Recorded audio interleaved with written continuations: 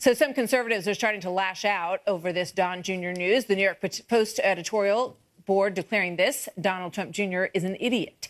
David French, who we just mentioned, of the National Review, writing this: Americans who aren't troubled are Americans who need to check whether their tribalism has trumped their good sense. And Quinn Hillier of the Washington Examiner writes this: for Trump's three most politically important associates, family members, to be so blinkered as to not recognize this meeting invitation as being morally compromising is for them to bring serious dishonor to a candidate and father with any sense of honor.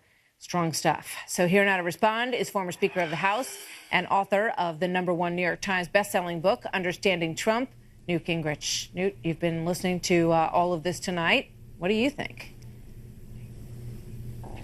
I think we're going through a period of fevered insanity. You have a meeting. First of all, somebody suggested the Russians have a technique of setting you up so that they co-opt you. Well, if that was true in this meeting, I've written 3 novels about terrorism and international spies. If they were setting them up, where were the goodies? Where was something in there to get to a second meeting? Well, the suggestion, Newt, is that the goodie is what we're living through right now. The goodie is that he took the meeting and that there didn't even need to be anything that was transmitted in that meeting, that taking it made him look bad. Taking it makes him look bad. He agrees with that. He said the other night on Hannity that if he had to do it over again, he'd do it very differently. But looking bad and having a United States senator suggest that it's treason is such an absurd jump. And I want to go back to what I started with. People are saying, well, gosh, this is how the Russians operate. That's baloney. If this had been a setup by the Soviets or by the Russians, they would have had something there to get to a second meeting, to get to a third meeting. I think it's much more likely that what you had were emails, by the way, from a British publicist for a Russian singer. And the emails from the British publicist exaggerated the woman who walked in the room. She walked in the room, and she had so little to offer that none of the 3 people thought the meeting made any sense. And that's precisely what they've said. Jared walks out.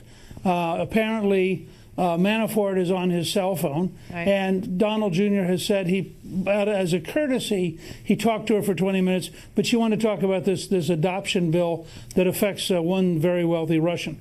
My only point is, if after 9 months, all of these hearings, all of these investigations, the best we can come up with is a 20-minute meeting with a lawyer who had nothing to say, that there's zero relationship. By contrast, we do know that a Democratic National Committee person flew to Ukraine, worked with the Ukrainian government, sought to get information about Donald Trump, and by the way, or about Paul Manafort.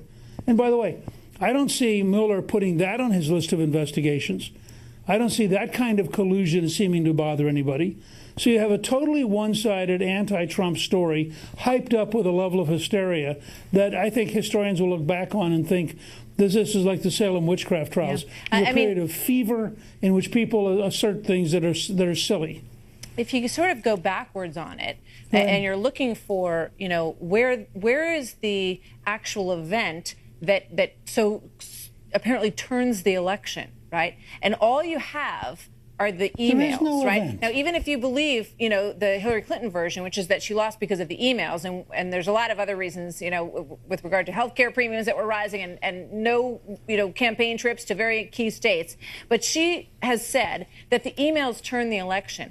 Now, there's no connection necessarily that goes back to the Trump campaign in releasing those emails. Now, if that were to surface, perhaps you might have a link, but we still don't have the meat between the pieces of bread here. Look, that's not even that. Let's put it in context. You want to talk emails? How about the 33,000 emails Hillary Clinton destroyed? Okay? Now, how come that's not a crime?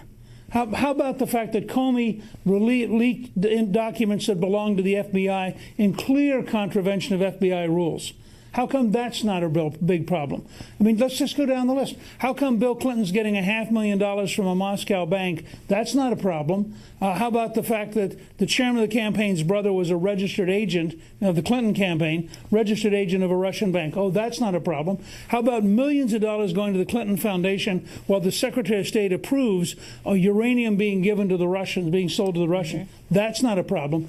This city, right now, the news media in this country is in a frenzy that is leading it to desperately seek something. They know something was wrong. They just don't know what it is. And every time something comes up, they grossly exaggerate it. The Democrats pick up the exaggeration. Then the news media picks up the Democrats. And we get up in what I think is the equivalent of hysteria. Hyperventilating. Thank you very much, Nip. Good to see you as always tonight. Anytime.